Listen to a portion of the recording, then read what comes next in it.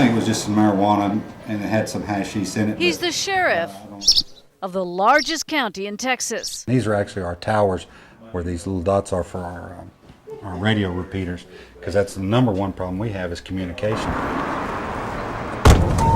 Brewster County spans more than 6,000 miles of rugged terrain. Some of it borders Mexico.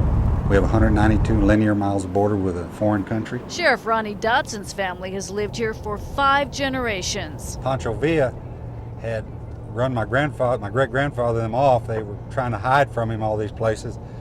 Everybody was, so they moved into the park. That's Big Bend National Park, now part of Sheriff Dotson's territory. We took a drive to see how this historic smuggling corridor is now the latest border hotspot. What we're looking at is old trails that they've reopened. The new breed of drug traffickers reopening those old routes are more brutal and better armed. 2 cartels now operate here. I'm still at the hope that the only people that they're really killing are themselves. He hopes smugglers leave the ranchers and residents near the Rio Grande alone. Border Patrol's watching this, and they're doing a good job of stopping it right here. But it's right down the river. They're moving it again. You know, they're going across. This old bridge leading to Mexico is barricaded because it was shut down in the early 90s. Now some locals want it reopened to promote tourism.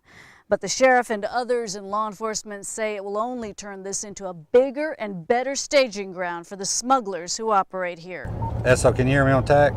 Hey, call over and tell Rusty that BP's got something just about 2 miles south of Alpine. Sheriff Dotson relies on 8 deputies to cover this vast county. I have a deputy that lives on the ranch right now that if he called for help, it would be probably an hour and a half to 2 hours to get to him. It's a big county with a small budget and growing problems. As they increase security east and west, it's going to funnel it right through here. So we're kind of gearing up for it, dreading it. The signs are troubling. We're up about 100% on burglaries.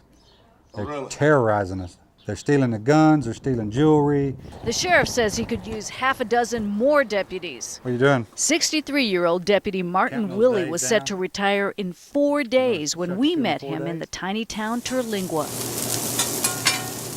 The sheriff's 100 miles away in case you need backup. The locals out here will assist you in any way they can. This story might remind you of that movie, No Country for Old Men. But this sheriff says now more than ever, he needs the old men. They forgot more than most of these young guys will know, and those are the kind of guys that we need back training. So, yeah, we need some of that old man still here. That experience is critical as residents of this isolated stretch of border brace for more trouble.